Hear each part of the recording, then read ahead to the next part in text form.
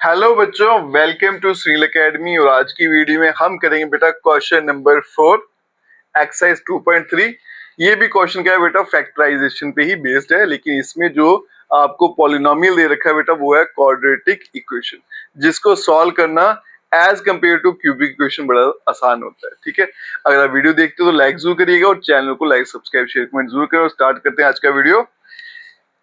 खत्म करते हैं बेटा पूरे का पूरा क्वेश्चन मैंने बोर्ड पे लिख दिया बेटा, 4 ही पार्ट है, देखिए कैसे सॉल्व करना है। अब ये क्वाड्रेटिक इक्वेशन है बेटा, इसका क्या रूल है, पहला नंबर और लास्ट नंबर मल्टीप्लाई कर दीजिए, तो 12 इंटू 1 करूंगा तो आंसर क्या आएगा 12। अब फटाफट दिमाग में दो नंबर सोचिए जिनको मल्टीप्लाई करके क्या आता है 12, तो मेरे दिमाग में क्या आते हैं 4 और 3। ठीक है, ऐसे 2 6 भी है, लेकिन प्लस माइनस करके क्या आएगा 7। ऐसे दो नंबर जिनको मल्टीप्लाई करके 12 है और प्लस माइनस करके 7 है, तो मेरे दिमाग में क्या आता है 4 और 3। क्योंकि बेटा मैं बड़े सालों से पढ़ा रहा हूँ तो इसलिए मेरी टिप्स पे हैं चीजें बेटा, मैं जल्दी थोड़ा प्रिडिक्ट कर लेता हूँ नंबर। तो आप ये मत सोचना बेटा कि रातों रात पढ़ के आप सीख लोगे, आप भी प्रैक्टिस करते जाइए, आप भी एक्सपर्ट हो जाओगे। तो मेरे दिमाग में दो नंबर आए, कौन कौन से आए, 4 और 3। तो यहाँ पे मैं लिखूंगा -4x -3x और +1। अब यहाँ देखो बेटा -4 -3 -7, -4 टू -3 करेंगे तो प्लस का 12, ये भी तो क्या था प्लस का 12। दोनों कंडीशनें आपकी अगर फुलफिल हो जाती हैं तो यही दो नंबर इसके फैक्टर है। अब आगे देखो, इन दोनों में कॉमन लेते हैं बेटा, एक तो x दिख रहा है कॉमन और दूसरा बेटा 4 और 12 है ना, 4 के टेल में 12 भी आता है, तो मतलब 4 भी कॉमन ले लेता हूँ। अब यहाँ क्या बचेगा 3, क्योंकि 4 इंटू 3 12 होता है। एक्स एक ही बचेगा, एक बाहर ले लिया, माइनस ये 4x उठा के बाहर ले लिया तो बचेगा 1। सेम ये वाला यहाँ पे लिख देते हैं 3x माइनस 1। तो बीच में क्या है, एक माइनस का साइन, 3 3 बराबर है तो फिर 1 लिख लेना। ठीक है, 3x माइनस 1 3x माइनस 1 दोनों में है, तो ये 3x माइनस 1, पीछे क्या बचा 4x और -1, ये आ गया 4x माइनस 1। और ये इस क्वेश्चन का आंसर है। फैक्टर्स बनाने से बेटा दो फैक्टर बनेंगे, आ गया क्यूबिक होती तो 3 बनते हैं। आगे चलते हैं, 3 इंटू 2 करूंगा तो क्या आएगा 6। तो ऐसे दो नंबर जिनको मल्टीप्लाई करके क्या आएगा 6 और प्लस माइनस करके क्या आ जाए 7। अब बताइए बेटा, तो मेरे दिमाग में नंबर क्या आता है, एक 6 और एक 1। तो यहां देखना 2x² plus 6x plus 1x plus 3। यहाँ देखो 6 + 1 7, 6 इंटू 1 करूंगा तो 6 आएगा और 3 इंटू 2 6। अब कॉमन लेने की बारी, एक तो बेटा x आया और दूसरा बेटा 2 और 6 एक दूसरे के टेबल में आते हैं ना, तो 2 3 या 6 होता है, तो 2 ले लेते हैं कॉमन।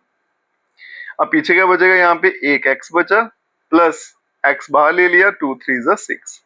सेम यहाँ पे भी लिख दो x प्लस 3। ये स्टेप याद रखना, जो यहाँ लिखा वही यहाँ लिखना है। अब आगे क्या था प्लस 1x बराबर है तो ही 1 ही आएगा बीच में। ठीक है, अगर बराबर हो तो 1 ही लिखा जाता है।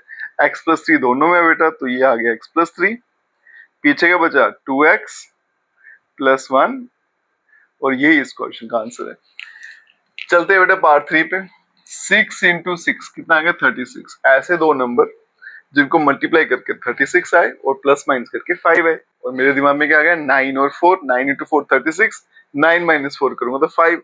तो दो नंबर आ गए हमारे दिमाग में, ये क्या आएगा 6x² plus 9x minus 4x और माइनस 6। कॉमन ले लेते हैं बेटा, एक तो x दिखेगा और नंबरों की बात करूं तो 3 के टेबल में दोनों आ रहे हैं, तो मतलब 3 कॉमन आ जाएगा। यहाँ बचेगा 2x प्लस 3 इंटू 3 9 होता है, यहाँ बचेगा 3। सेम यहाँ पे लिख देना है 2x प्लस 3। अब सेंटर में देखो यहाँ माइनस था, माइनस आ गया, ये 2 है 4 है, तो फिर 2 से मल्टीप्लाई करना पड़ेगा, क्योंकि ये नंबर मुझे सेम बनाने होते हैं।